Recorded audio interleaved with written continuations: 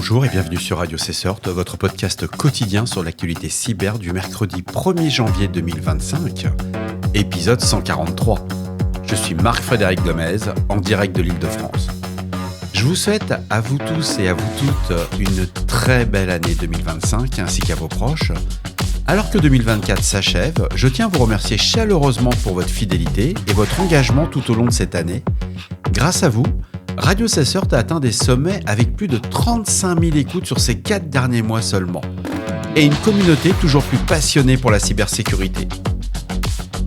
Au programme aujourd'hui, incident sur les câbles sous-marins en mer Baltique, ça continue. Les autorités finlandaises ont identifié 7 suspects parmi l'équipage d'un tanker russe soupçonné d'espionnage. Une enquête approfondie révèle des sabotages sous-marins critiques. 3 espions russes inculpés en Allemagne. Les suspects auraient surveillé des installations militaires et préparé des actes de sabotage ciblant des infrastructures critiques. Vulnérabilité critique dans les dispositifs Dretec. Une faille d'injection de commande permet à des attaquants de compromettre le réseau via l'interface de gestion web. Un soldat américain arrêté pour transfert illégal de données. Soupçonné d'être impliqué dans des cyberattaques, ce soldat aurait revendiqué des intrusions dans des infrastructures de télécommunications majeures. Double clickjacking, une nouvelle menace pour les sites web. Un exploit sophistiqué contourne les protections anti-clickjacking exposant les utilisateurs à des détournements de comptes en ligne. Et enfin, 15e anniversaire de Krebs on Security. Brian Krebs revient sur ses enquêtes marquantes de l'année, mettant en lumière les succès contre les cybercriminels. Dans une affaire qui suscite une attention internationale, les autorités finlandaises ont identifié 7 suspects parmi l'équipage d'un navire soupçonné d'espionnage pour le compte de la Russie. Le navire en question, l'Eagle Ace, un tanker en provenance du port russe d'Ust-Luga, aurait intentionnellement traîné son ancre sur plusieurs kilomètres, provoquant la rupture de plusieurs câbles sous-marins. Parmi eux, le câble d'alimentation S-Link 2 ainsi que 4 câbles de télécommunication.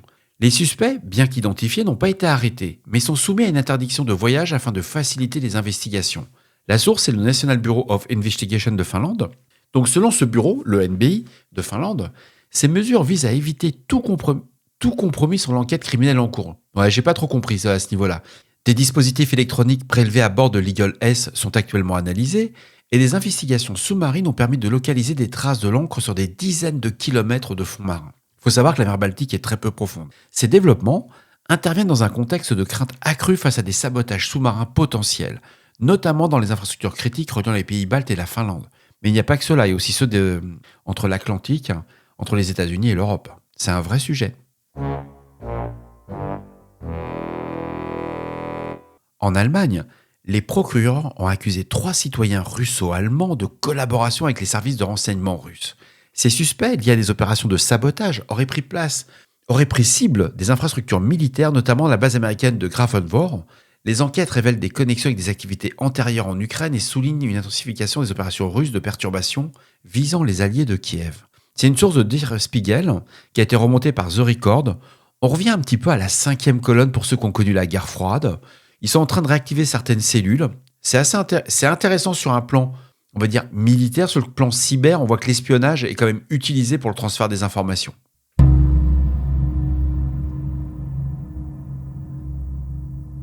Des chercheurs ont identifié une vulnérabilité critique dans le dispositif Dretec, spécialement les modèles Vigor 2960 et Vigor 300B. Ce sont des routeurs.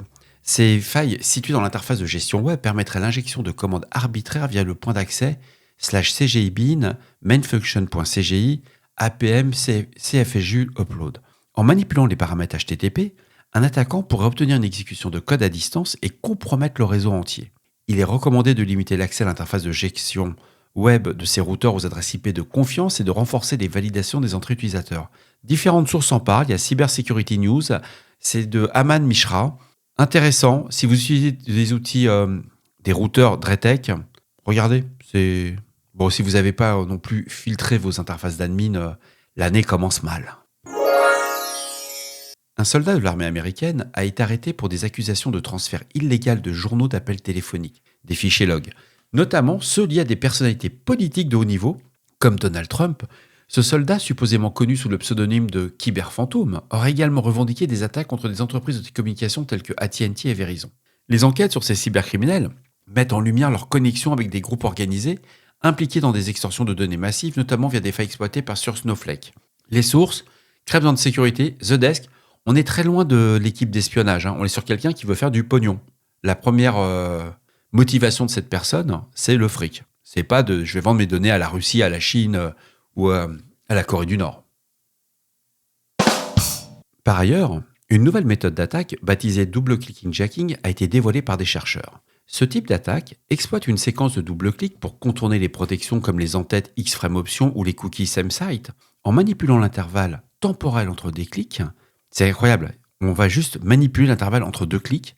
Les attaquants peuvent rediriger les utilisateurs vers des pages malveillantes, compromettant leur compte en ligne. Pour se protéger, les chercheurs recommandent de désactiver par défaut les boutons critiques, sauf en cas de détection explicite d'un geste utilisateur. C'est-à-dire, c'est passionnant, c'est un peu court, on reste un peu sur sa fin techniquement, mais c'est bien fait quand même.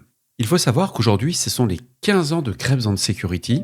Le blog de référence en cybersécurité, son fondateur Brian Krebs met en lumière les récents succès des enquêtes, notamment contre les acteurs malveillants impliqués dans des fraudes à grande échelle. Il faut savoir que l'année 2024 a été marquée par des révélations sur des groupes exploitant des données de géolocalisation, des menaces émergentes, renforçant l'importance de la vigilance dans le monde cyber. En tout cas, bravo à Brian Krebs de nous informer depuis 15 ans avec une qualité rare et précieuse. Ce sont vraiment des articles qui sont travaillés. C'est du beau travail de journaliste d'investigation. On n'est pas sur ce qu'on voit d'habitude dans certains émissions de journalistes d'investigation qui passent sur les chaînes publiques. Non, c'est un autre niveau, quoi. C'est vraiment pas mal.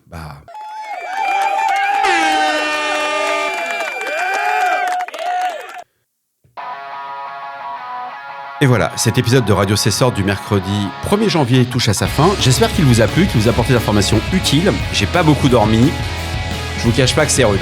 N'oubliez pas, si vous avez des questions, des suggestions de sujets que vous souhaitez voir abordés dans de prochaines émissions, laissez-moi un message. J'ai pas mal de messages en attente. Je vais y répondre, c'est promis. J'ai fait gagner 2 livres déjà, il en reste encore un. Donc n'hésitez pas, laissez un message, posez une question. Donnez votre prénom s'il vous plaît. C'est très dur d'avoir juste des remerciements, je trouve ça super cool.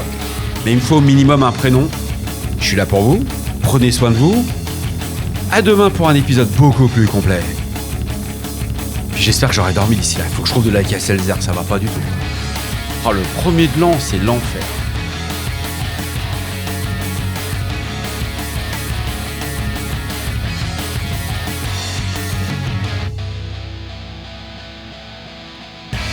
J'apprécie cette musique douce le matin.